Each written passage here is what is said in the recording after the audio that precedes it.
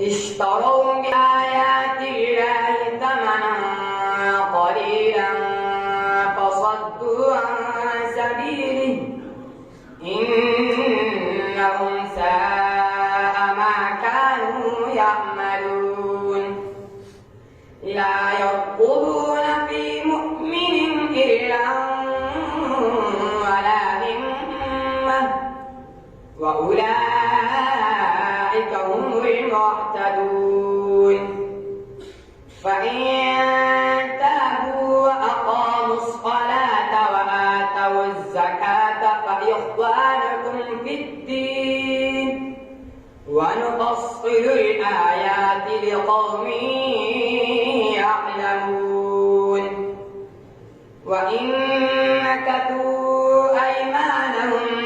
من بعد عهدهم وطعنوا في دينكم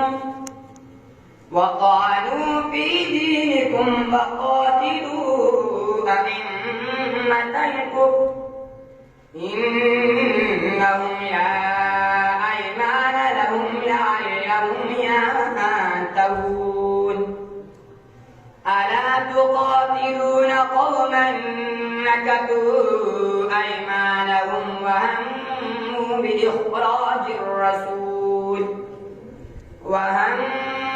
بإخراج الرسول وهم بدأوكم أول مرة أتخشونهم فالله أحق أن تخشوه إن كنتم